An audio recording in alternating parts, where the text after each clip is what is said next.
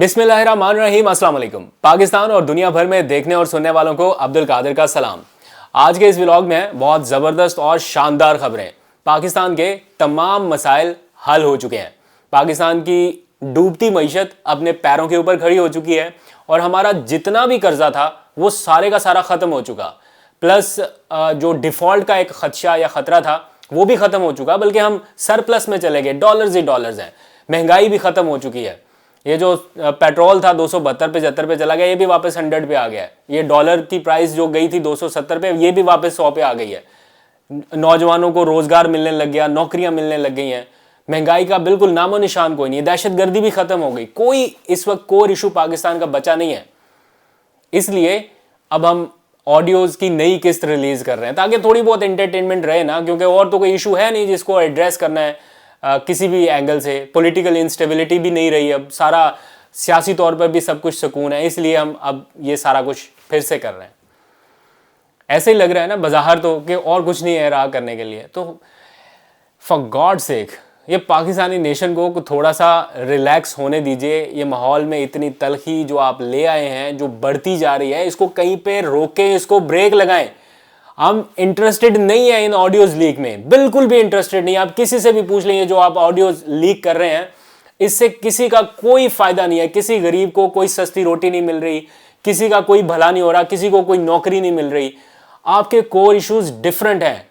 आप एक बिल्कुल अलग लेवल पर जा रहे हैं और बिल्कुल गलत सिमत में भागते जा रहे हैं।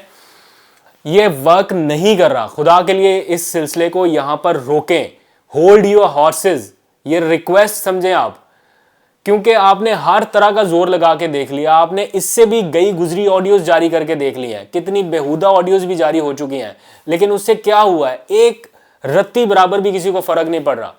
ये जो नॉर्मल कॉन्वर्जेशन है, ये जो आज की ऑडियो लीक आई है, क्या है इसमें ऐसा जो सारे टीवी चैनल्स हेडलाइन में चला रहे हैं, जो सारे आपके प्लेटफॉर्म पे मौजूद साफ़ी हैं? मैं उनको लिफाफा साफ़ी भी नहीं कहता, चलो नरम लफ्ज़ यूज़ कर लेता हूँ, कि जो आपके लाइक माइंडेड साफ़ी हैं वो भी ट्वीट दाग रहे हैं कि जनाब जैसे कोई बहुत बड़ा राज हाथ लग गया है। क्या है उस ऑडियो में? मैं तो 10 बार सुन चुका हूँ, मुझे नहीं पता चला अभी तक कि वो यास्मीन राशिद की ऑडियो में ऐसा क्या है जो उन्होंने वो CCPO लाहौर गुलाम महमूद डोगर से बात की है। तो कहने का मकसद ये है कि मैं कल ही सोच रहा था कि इतना बड़ा ट्रस्ट डेफिसिट पैदा हो रहा है और फ्यूचर में इसका कितना नुकसान होगा जब ये बातें हम तक ये पहुंच रही हैं कि कोई इतना ताकतवर शख्स बैठा, किसी दूसरे ताकतवर शख्स की आमने सामने बैठे लोगों की वो आपस में ही ऑडियोज रिकॉर्ड कर रहे हैं और उन्होंने पता नहीं टेप्स रिकॉर्ड कर रखी हैं। इस लेवल पर जाकर जब प्रीमियर लेवल पर एक हसासियत का भी एक आंसर रहता है, आपको बहुत सारे कोर इश्यूज को डिस्कस करना है बंद कमरों में बैठ के। ये हमेशा के लिए जो अब प्रीमियर लेवल पर लोग मौजूद हैं और जो आने वाले होंगे, हमेशा के लिए उनके माइंड में ये चीज़ बैठी रहेगी कि हमारी कोई चीज़ और रिकॉर्ड तो नहीं हो रही है, हम क्या यहाँ पर बात करें। इतना बड़ा ट्रस्ट डेफिसिट पैदा हो रहा है कि हम आपस में एक दूसरे के ऊपर शक करने लगेंगे। ये सिलसिला पाकिस्तान के लिए चलो इनफरादी तौर पर तो छोड़े ना, आपका इनफरादी फ़ायदा है या नुकसान है उसको छोड़े, ये पाकिस्तान को किस हद तक हार्म कर सकता है, क्या इस बारे में किसी ने सोचा है? फ्यूचर की प्लानिंग, फ्यूचर के बारे में बहुत सारे ऐसी चीज़ें हैं, बहुत सारे ऐसे राज हैं जो किसी और दूसरे को भिनक भी नहीं पड़नी चाहिए। अब अगर किसी के दिल में ये बात ही बैठ जाए कि मैं जो बात कर रहा हूँ वो अगला कहीं रिकॉर्ड ही ना कर रहा हो, ना मैं उसको चेक कर सकता हूँ ना वो मुझे चेक कर सकता है, अपनी अपनी डिवाइसेस लेके करते रहे रिकॉर्डिंग एक दूसरे की, तो उसका नुकसान किसको होना है इतने बड़े ट्रस्ट डेफिसिट का? अल्टीमेटली इसका नुकसान पाकिस्तान को हो सकता है। तो इस सिलसिले को यहीं पर रोकना होगा। और मैं हैरान हूं कि कोई पूछ भी नहीं रहा कि ऑडियोज ये कौन लीक कर रहा है और कैसे लीक हो रही है, कोई नोटिस कैसे हो रही है, कौन कर रहा है। बहुत सारे लोगों को इस बारे में आइडिया होगा, लेकिन कोई नोटिस, कोई इस बारे में कोई कानूनी कार्रवाई इन ऑडियोज लीक की बेसिस पर तो धड़ाधड़ मुकदमा दर्ज हो रहे हैं, कार्रवाइयाँ शुरू हो रही हैं, लेकिन क्या ये भी कोई पता चलाएगा कि ये किसने की हैं? इमरान खान बतौर प्राइम मिनिस्टर, जब वो प्राइम मिनिस्टर थे, उनके कॉल्स कौन ट्रेस करता था और कैसे उनकी कॉल्स लीक आउट हुई? सिक्योर लाइन तक को टैप किया गया। वो कल भी अपने किसी इंटरव्यू में बता रहे थे कि मैं मुल्क का प्राइम मिनिस्टर था और मेरी कॉल्स रिकॉर्ड हो रही थी। तो आप अंदाज़ा कीजिए कि फिर महफूज गया है इस मुल्क में, फिर आम आदमी की प्राइवेसी کس حد تک محفوظ ہے. مجھے نہیں پتا کہ ہم جو بات کر رہے ہیں کہاں پہ کر رہے ہیں, کس کے پاس جا رہی ہے, کہاں سے جا رہی ہے. تو کوئی پرائیویسی تو یہاں پر رہنی چاہیے, لیکن بالکل یا تو چلو اس کا کوئی فائدہ ہو رہا ہو نا. آگے بڑھتے ہیں, تھوڑی سی بات کرنی ہے. ملک ڈیفالٹ ہو گیا. عمران خان صاحب بہت مہینوں سے کہہ رہے تھے کہ خدشہ ہے, خطرہ ہے, ڈیفالٹ ہو جائے گا. آج خواجہ آصف نے یہ بات کی ہے. ان کے اوپر بہت تنقید ہو رہی ہے, لوگ ان کو بیش کر رہے ہیں ٹی وی چینلز کے اوپر بھی دھڑا دھڑ, لیکن ایٹ لیسٹ میں انہیں کریڈٹ دینا چاہتا ہوں کہ انہوں نے جو بات ٹھیک ہے وہ کم از کم کہہ دی ہے. جو سچ ہے, جو حقیقت ہے, خوابوں کی دنیا میں رہنے کی بجائے ایڈمٹ کر لینا ٹھیک ہے کہ جناب ہم ٹیکنیکلی ڈیفالٹ کر چکے ہیں. آج ٹیکنیکلی کا بھی لفظ انہوں نے نکال کے حقیقت بتا دی ہے کہ احمقوں کی جنت میں رہنے کی ضرورت نہیں ہے, اور ساتھ ہی اعتراف بھی کر لیا اپنی ہی حکومت کی ناکامی کا. یہ نہ صرف ان کی حکومت کی ناکامی ہے بلکہ ان کی حکومت کی معاشی پلس سفارتی ناکامی بھی ہے کہ اس کروشل ٹائم پہ جب بار بار آپ کو وارن کیا جا رہا تھا, بار بار بتایا جا رہا تھا کہ ہم ڈیفالٹ کی طرف جا رہے ہیں, کسی بھی ٹائم ڈیفالٹ ہو سکتا ہے, آپ نے کوئی معاشی پالیسی ایسی نہیں لائی کہ آپ اس ڈیفالٹ سے بچ سکتے, یا آپ نے کوئی ایسا سفارتی چینل یوٹیلائز نہیں کر پائے, آپ یوٹیلائز کرنے میں ناکام رہے جس کی بیس پہ ہم اس سچویشن سے بچ سکتے. آج آپ کو جتنی مرضی کوئی تسلیاں دے دے, وہ میں احسن اقبال صاحب کا بیان سن رہا تھا, وہ کہہ رہے تھے کہ ڈیفالٹ کی باتیں کرنے والا احمق آدمی ہے, یا پھر شاید لکھا تھا کہ وہ ملک دشمن ہے. تو خواجہ آصف صاحب تو بتا گئے ہیں. پھر جو آپ کے کرنٹ وزیر خزانہ اسحاق ڈار صاحب, وہ آ کے کیا کہتے رہے کہ جناب ہم ڈیفالٹ نہیں ہوں گے. میں گارنٹی دے رہا ہوں آپ کو ڈیفالٹ نہیں ہوں گے. اور یہ ملک دشمن لوگ ہیں جو باتیں کر رہے ہیں. عمران خان کو ملک دشمن ثابت کرنے کی کوشش میں سارے لوگ لگے رہے جب تک یہ ساری باتیں چل رہی تھی. آج اپنی کیبنٹ کے سٹال وارڈ نے یہ تسلیم کیا کہ ہم ڈیفالٹ ہیں, اور یہ سچ بات کی ہے انہوں نے. اس کے اوپر میں تو کہتا ہوں کہ انہیں اپریشیٹ کرنا چاہیے کہ ایٹ لیسٹ انہوں نے اتنی کریج کی ہے.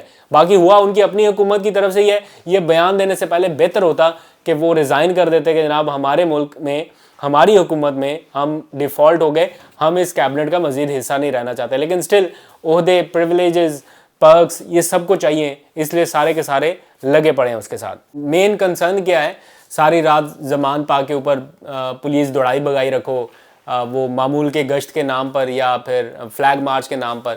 یہ میں ادھر ہوں اتنے دنوں سے لاہور میں دیکھ رہا ہوں زمان پاک کے باہر اطراف میں آگے پیچھے کیا ہو رہا ہے.